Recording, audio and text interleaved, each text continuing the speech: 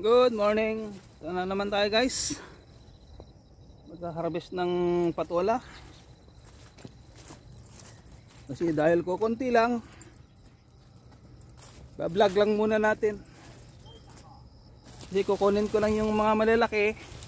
Kasi yan guys, so marami na namang bunga.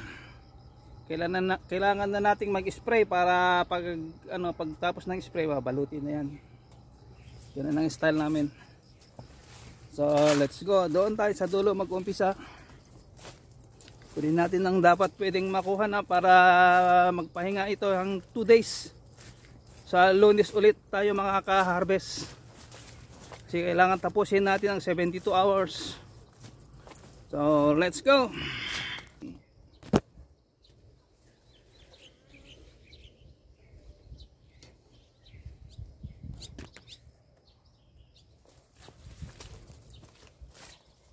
Yan guys. Yan siya. So, dito tayo sa dulo. Tiglang natin dito may makuhang iba. Yan. Kasi yan, maglilinis tayo by next week. Lilinisin na natin to, tatanggalin.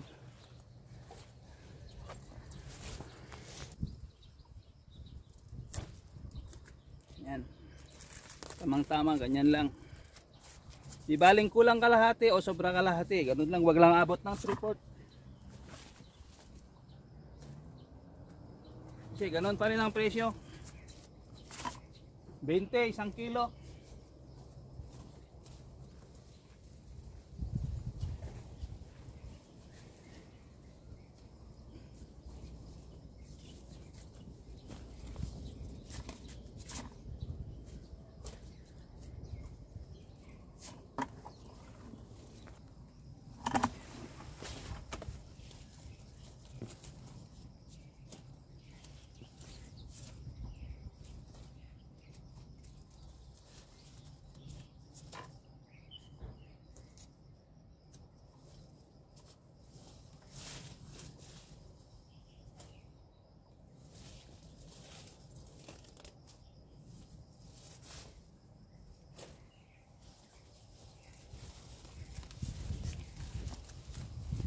Ito yung pinaka good size niya, yan oh.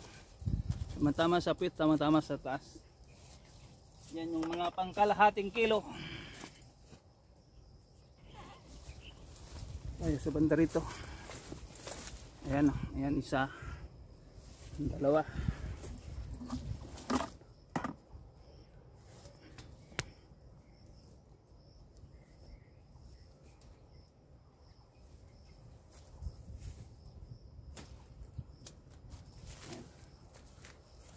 Ganito dapat kalalaki, kaya lang ayaw masyado pag malaking ganito, mahigit kalahating kilo.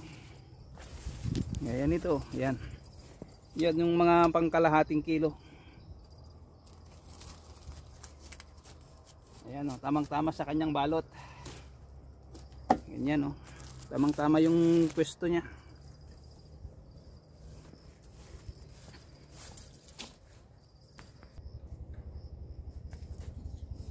Kukunin na natin mga to, mga 300 grams, ganun kukunin na natin. Kasi 2 araw to na magpahinga.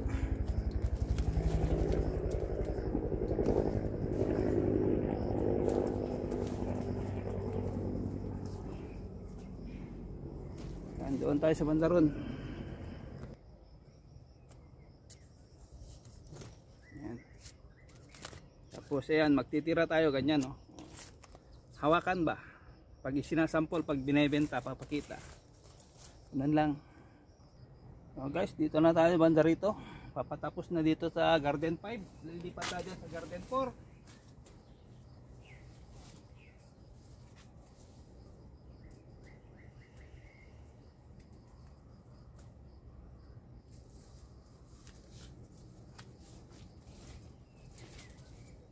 Kunti na lang. Tapos na tayo dito sa Garden 5 sa Kapuro to kasi kapatid ang may-ari nito, kaya lang maghihiwalay yung ano nila kasi magkaaway.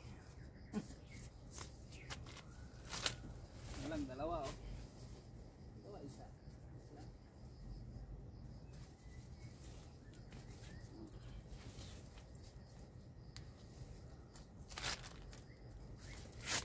Ganito kalaki oh. Ganito kalaki, 1/4, mga 300 grams.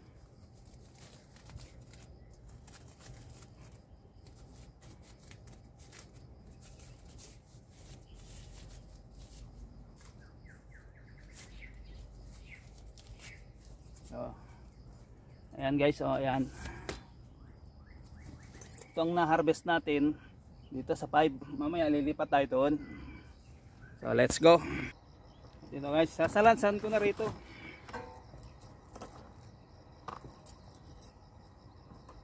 Sasalansan ko na rito para ano, kung alanganin, pwede natin kunin yung medyo mas maliit.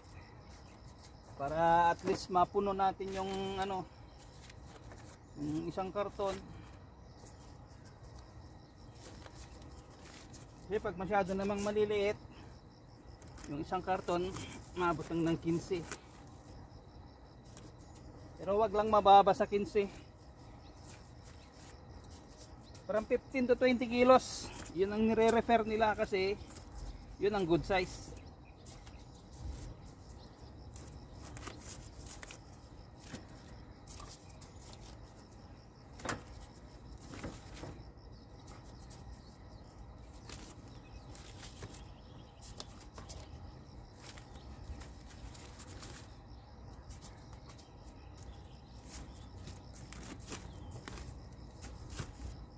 Ayan.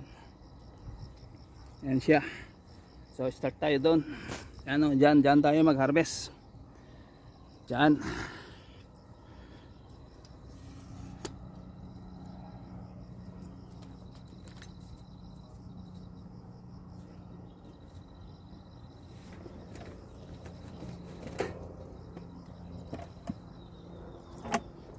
So let's go. Ito tayo.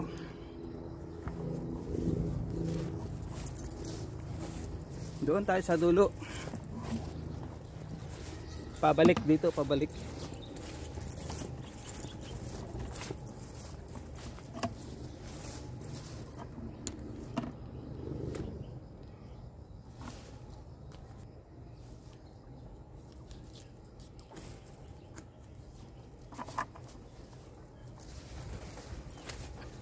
Guys. Yan. Yan, kasi dalawa to eh. Diyan lang ako, nandyan.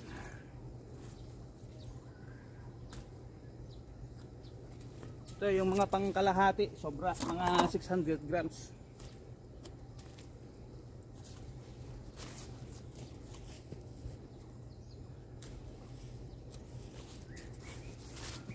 Yan. Yan, dito na tayo. Oh.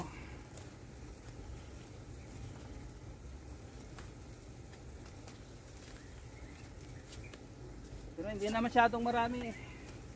Kasi nag-start pa lang to. Mga Baijun. Marami na yan ang ano yan, sanga Baijun. Marami na tayong mapagsisilungan.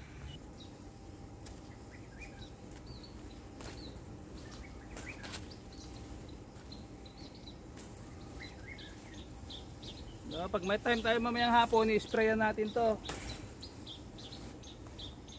Kasi ito yung inuna nating hinarvest. Yung beans, mamaya after nito lilipat tayo dun sa harvest ng beans. Then pag natapos, pag may time ako mamayang hapon, i-sprayan ko na to. Pero pag alanganin, baka bukas ng umaga pamulaklak. Yun lang spray natin, pamulaklak, hindi insecticide kasi na-harvest na natin to. Tsaka na tayo mag-ano na insecticide pag medyo marami na namang yung nabubulok, ganun lang. So, dito na tayo banda.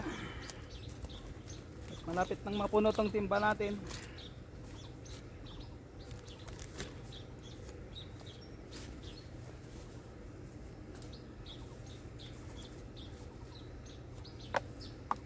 Hindi maganda pagkabalot.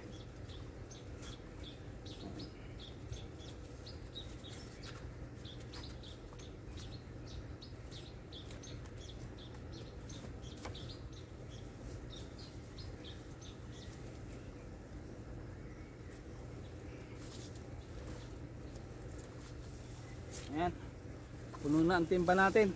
Ayan o. Yan, sasalansan ko ulit doon. Yan, dito na. Kunin pa natin ito.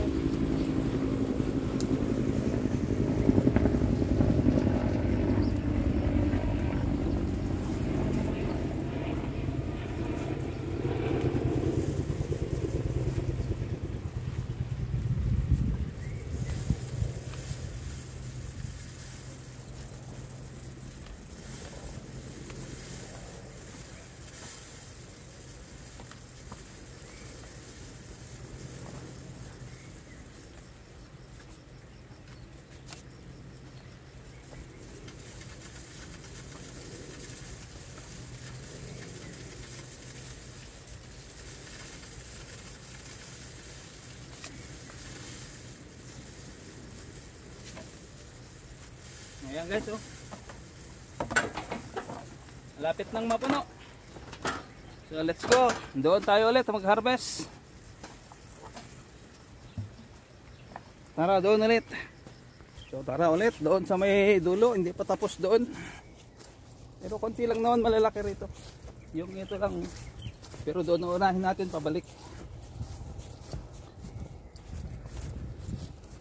Ang mga unahin natin dito sa banda, dito sa dulo. So nag-iisa lang to. Ayan. Dito mayroon na pa isa-isa dyan, oh. Pero ito kunin natin. Ayan.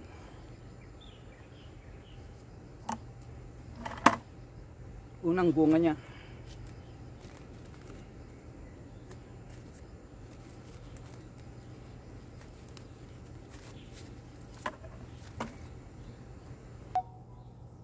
Guys, so nag-iisa rin. Nag-iisang bunga. Pansin nyo rito, wala masyadong bunga dito sa harap. Ito yung sinasabi ko na pagka-spray ko, kung may nagpatubig, hindi niya chinek yung mga ano kung saan papunta yung tubig. At ito na. Speaking of mahabang patola, ito. Yan.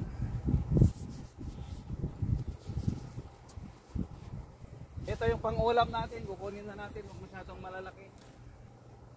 Tamang tama kaming dalawa, itong isa okay na yan.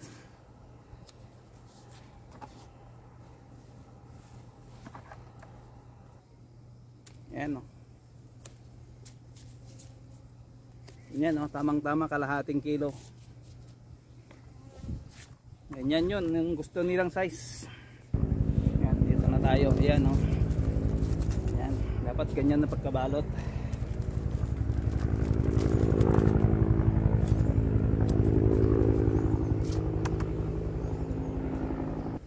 Of course, nandito na tayo sa banda rito. Malapit nang matapos.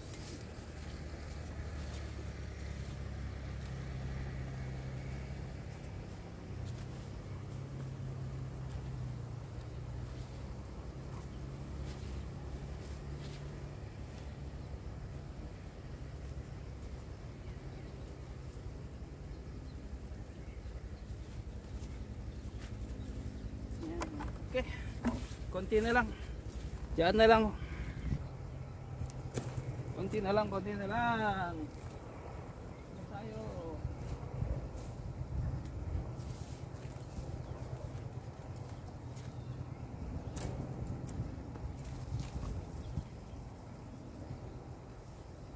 Ano? Guys, so ito ang harvest natin. Ayan, puno yan. Ito isang timba, sasalansan ko rito.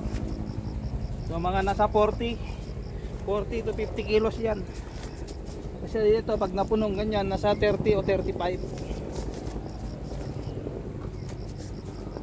Maayos yan.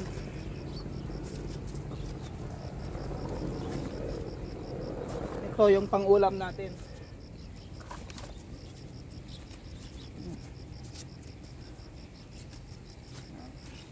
Natin dyan. Then takpan na natin ng sako. Ayan. Tuklas na natin to.